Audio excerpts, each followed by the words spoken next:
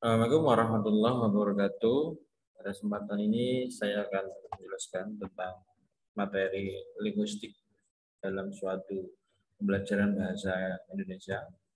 Jadi eh, perlu diketahui semua, ternyata bahasa bahasa di dunia itu banyak macamnya. Jadi kalau kita melihat dari bagian ini, jadi yang paling banyak adalah mana?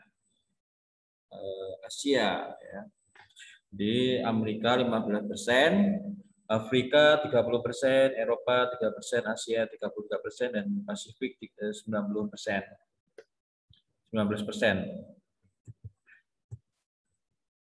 Dari 6.089 bahasa di dunia, sekitar 50%-nya ada di 9 negara, yaitu ada Papua Nugini, Indonesia, Nigeria, India, Kamerun, Australia, ada Meksiko, ada Brasil, ya. Jadi ternyata bahasa 50% dari negara yang ada di tabel tadi, jadi ada di nomor 2 adalah Indonesia. Jadi Papua Nugini yang paling banyak punya bahasa, ya. Jadi bahasa daerah setiap negara ternyata yang paling banyak adalah Papua Nugini. Jadi dan kedua adalah ya, Indonesia. Ini dunia, ya. Di dunia kita menempati nomor 2, ya. Dari 6.809 ternyata paling banyak penuturnya kena Mandarin, bahasa Cina, ya. Jadi yang kedua adalah Spanyol, ada Inggris, ada Bengali, ada Hindi, ada Portugis, ada Rusia, ada Jepang, ada Jerman, ada Wucin, ya. Jawa, ternyata Jawa menempati nomor 11. Jadi ternyata bahasa Indonesia sendiri itu lebih kalah jauh dari bahasa Jawa, ya.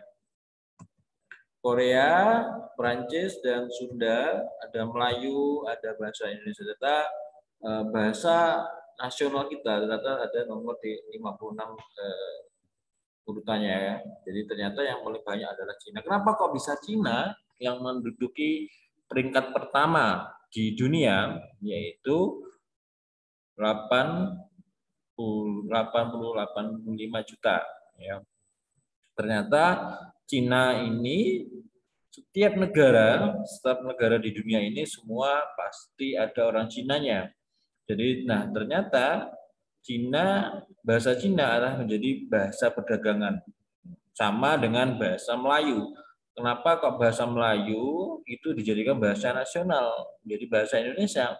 Sama. Jadi kalau dulu sebelum menjadi bahasa Indonesia, bahasa Melayu adalah menjadi bahasa perdagangan, namanya lingua franca, ya. Jadi di dalam suatu bahasa pasti di dalam itu, ya, di Indonesia sendiri kenapa menjadi bahasa Melayu menjadi bahasa nasional, karena tadi bahasa perdagangan, bukan bahasa Jawa, bahasa Madura, bahasa Sunda, dan sebagainya, ya. Nah, ada ternyata bahasa Indonesia itu adalah bahasa serapan. Jadi bahasa Indonesia ini adalah bahasa serapan yang diambil dari berbagai bahasa di dunia, ya. Yang pertama yang paling banyak adalah bahasa Belanda. Jadi ada 3.280 kata, Inggris yang nomor 2 1.610, ada Arab 1.495, Sanskerta 677, Tionghoa 290 kata, Portugis 131, Tamil, ya, Parsi, Hindi, dan sebagainya. Nah, ternyata Belanda ini penyerapan dari bahasa Belanda ke bahasa Indonesia paling banyak. Kenapa kok paling banyak?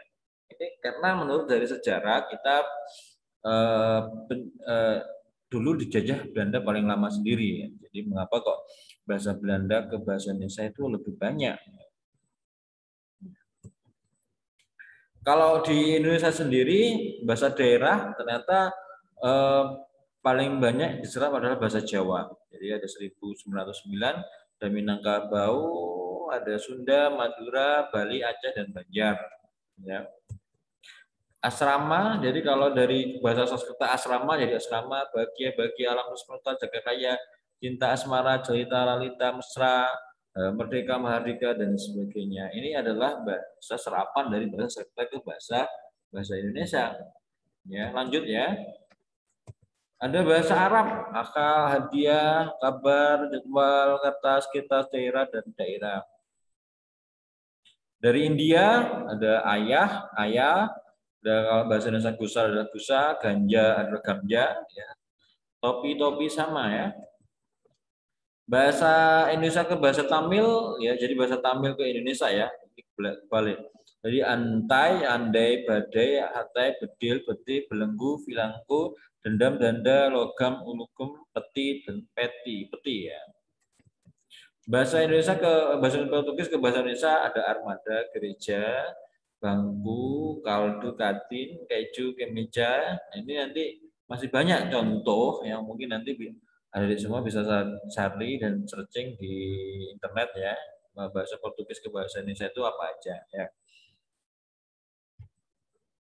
Bahasa Belanda ada diet, brankas, grosir, kamar, losmen, harmonis ya. Kalau bahasa Inggris ke bahasa Indonesia ada analis, bisnis, buku, kalender, akses, kalkulator, karir ya. Bahasa Indonesia, bahasa Jawa ke bahasa Indonesia yaitu ada gampang, ada rampung, ngomong, gawe, tunanetra, budek, daso, doso. Ya, jadi kalau bahasa Indonesia doso itu lah 10, budek, tuli, ya, dan sebagainya. Bahasa Minangkabau ada acuh, peduli, gigih, tangguh, bertele-tele, melantur. Ternyata di dalam suatu bahasa daerah di dunia ya, atau mungkin di Indonesia sendiri itu mengalami suatu kepunahan ya. Jadi punah, jadi kepunahan bahasa. Jadi bukan hewan saja yang mengalami kepunahan, ternyata bahasa juga mengalami suatu kepunahan. Ya, apa penyebabnya? Jadi kalau para mahasiswa semua, jadi kalau kita menganalisis dari berbagai kejadian, jadi banyak kejadian-kejadian yang mengalami kenapa kok bahasa Indonesia atau bahasa daerah itu mengalami suatu kepunahan. Ya. Jadi kalau kita melihat dari penelitian di UNESCO abad ke-18 di Australia, jadi ada 250 bahasa, saat ini tinggal 20-an bahasa telah kehilangan 3/4 jumlah bahasa, sekitar 540 bahasa sejak penjajahan Portugis tahun 1935. Ini di dunia ya. Jadi Australia yang dulu mempunyai 250 bahasa, sekarang tinggal menjadi 20 bahasa. Sangat banyak sekali kehilangannya ya. Jadi hampir 230 bahasa yang kehilangan. Jadi hilang. Kenapa kok bisa hilang? Nah, ini harus dicari penyebabnya. Ya. Di UNESCO pada tahun 1999 menetapkan 21 Februari sebagai International Multilingual Day. Ya. Jadi sebab-sebab kepunahan bahasa diantaranya yang merupakan penuturnya mati semua, ditinggalkan penuturnya karena terpaksa karena bahasa lain diharuskan lebih maju dan modern. Nah ini banyak sekali. Mungkin di perkotaan, di Surabaya, di Jakarta, di Bandung dan sebagainya, kota-kota besar ini banyak siswa atau mungkin banyak orang tua atau mungkin anak di usia dini itu mereka sudah diajarkan bukan bahasa Indonesia atau bahasa daerah, tapi yang diajarkan adalah bahasa asing ya. Bahasa Mandarin, bahasa Cina, atau mungkin bahasa Inggris, dan sebagainya. Banyak contoh-contoh ya, mungkin contohnya adalah anaknya Deddy Corbuzier yang mungkin dari sekarang sudah umur 16 tahun ya, belum bisa berbicara bahasa Indonesia atau mungkin bahasa Jawa. Ini jadi suatu contoh yang banyak anak-anak perkotaan yang tidak memahami atau mungkin tidak mempelajari bahasa daerahnya atau bahasa daerahnya. Ini yang sangat memprihatinkan. Jadi ternyata agar tidak punah, jadi agar tidak punah, mungkin yang punya adik atau mungkin saudara yang masih muda atau masih kecil atau masih TK ya, itu boleh kita mengajarkan tentang bahasa daerah kita. Jadi bahasa ibu ya. Jadi bahasa ibu, jadi jangan sampai melupakan. Ya, jadi bahasa ibu, bahasa nasional, bahasa internasional itu kita tetap mempelajari. Jangan sampai kita tidak hanya mempelajari bahasa daerah aja. Jadi kita harus mampu mempelajari tiga-tiganya. Jadi yang paling penting adalah bahasa daerahnya. Jadi bahasa daerah harus mampu dulu. Ketika sudah mampu, boleh ke bahasa asing. Ya, itu boleh. Jadi lebih bagus. Jadi budaya kita itu banyak hilang, bukan hanya bahasa ya.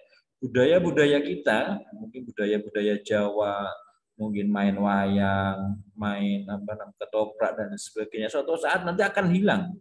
Karena apa? Di dalam suatu kebudayaan sekarang ini sudah anak muda jarang orang yang menonton apa wayang, ketoprak atau dan sebagainya. Kadang kalau kita di YouTube ya, kalau kita di YouTube aja orang yang melihat wayang, melihat apa itu jarang, iya kan? Nah ini adalah penyebabnya. Jadi penyebab dari bahasa atau kebudayaan itu bisa hilang itu seperti itu. Jadi anak mudanya harus berperan aktif agar budaya itu tetap ada dan dilestarikan. Ya. Jadi di dalam suatu bahasa itu banyak macamnya, banyak mempelajari, banyak bagaimana suatu bahasa ini adalah eh, bidangnya banyak di linguistik. Jadi linguistik itu adalah ilmu dari bahasa Indonesia itu sendiri. Jadi ada mikro, ada linguistik, ada linguistik deskriptif, linguistik historis komparatif, ya. Jadi ada makro, ada bidang interdisipliner, ada fonetik, ada statistika, ada filsafat bahasa, ada psikolinguistik, ada sosiolinguistik, ada etnolinguistik, ada dialektologi, ada filologi, ada semiotika, ada epigrafi, ada paleografi. Nah, jadi bidang terapan ada pengajaran bahasa, ada penerjemahan, ada leksikografi, ada fonetik terapan, ada sosiolinguistik terapan, pembinaan bahasa internasional, ada pembinaan bahasa khusus, ada linguistik medis, ya, ada grafologi, ada mekanolinguistik, ada sejarah. Ya, jadi fonetik itu adalah ilmu yang menyelidiki penghasilan penyampaian dan penerimaan bunyi bahasa, sistem bunyi suatu bahasa interdisipliner, linguistik dengan fisika, anatomi, dan psikologi. Jadi fonetik itu adalah mempelajari tentang suatu bahasa atau mungkin bunyi ya. Stilistika, ilmu yang menyelidiki bahasa yang digunakan dalam kesastraan ya, interdisipliner, linguistik dan kesastraan, keindahan sastra. Ada filsafat bahasa, ilmu yang menyelidiki kodrat dan kedudukan bahasa sebagai kegiatan manusia serta dasar-dasar konseptual dan teoritis linguistik, interdisipliner linguistik dan filsafat. Ya, psikolinguistik, jadi ilmu yang mempelajari hubungan bahasa, perilaku dan akal budi atau manusia. Sosiolinguistik adalah cabang linguistik yang mempelajari hubungan dan saling berpengaruh antara perilaku bahasa dan perilaku sosial. Ya. Etnolinguistik, cabang linguistik antropologi yang menyelidiki hubungan bahasa dan sikap bahasawan terhadap bahasa, yaitu hubungan bahasa dan masyarakat pedesaan. Linguistik antropologi, yaitu cabang linguistik yang mempelajari variasi dan penggunaan bahasa dalam kebudayaan dan ciri-ciri bahasa yang berhubungan dengan kelompok sosial, agama, pekerjaan, dan kekerabatan. Paleontologi bahasa, pendidikan mengenai segi-segi kebudayaan dan yang bukti-buktinya dapat ditemukan dalam bahasa.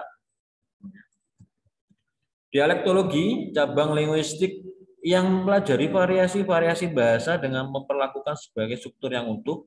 Filologi, ilmu yang mempelajari bahasa, kebudayaan, peranata, dan sejarah sesuatu bangsa sebagaimana terdapat dalam bahan-bahan tertulis. Semiotika, ilmu yang mempelajari lambang-lambang dan tanda-tanda. Epigrafi, ilmu yang mempelajari tulisan kuno pada prasasti. Paleografi, deskripsi, analis, dan penafsiran tulisan kuno. Penyelidikan tentang tulisan kursif yang berasal dari abad pertengahan. Linguistik terapan, pengajaran bahasa, teori dan praktek pendidikan yang bersangkutan dengan pengajaran bahasa sendiri dan bahasa asing yang mencakup metode dan bahan pelajaran bahasa, penerjemahan, pengalian amanat antar budaya dan antar bahasa dalam tataran gramatikal dan leksikal dengan maksud efek atau wujud yang terdapat mungkin tetap dipertahankan. Leksikografi, metode dan teknik penyusunan kamus dan bahan rujukan lainnya. Jadi leksiko cabang linguistik yang mempelajari leksikon. Fonetik terapan, metode dan teknik pengucapan bunyi dengan tepat. Jadi sosiolinguistik, terapan pemanfaatan wawasan sosiolinguistik untuk keperluan yang praktis seperti perencanaan bahasa, pembinaan bahasa, pemberantasan buta huruf dan lain sebagainya. Pembinaan bahasa internasional, upaya mengukuhkan pemakaian bahasa internasional di kalangan orang yang telah menguasainya dengan memperdalam pengetahuan dan wawasan tentang bahasa internasional. Pembinaan bahasa khusus, penyusunan peristilahan dan gaya bahasa dalam bidang khusus ya. Linguistik medis yaitu pantologi bahasa, penyelidikan mengenai cacat dan gangguan yang menghambat orang berkomunikasi verbal, grafologi ilmu tentang tulisan, mekanologistik penggunaan linguistik dalam ilmu komputer dan usaha untuk membuat mesin penerjemah, usaha memanfaatkan komputer dalam penyelidikan bahasa. Oke, terima kasih. Mungkin sampai ini materinya. Sekian dari saya. Assalamualaikum warahmatullahi wabarakatuh.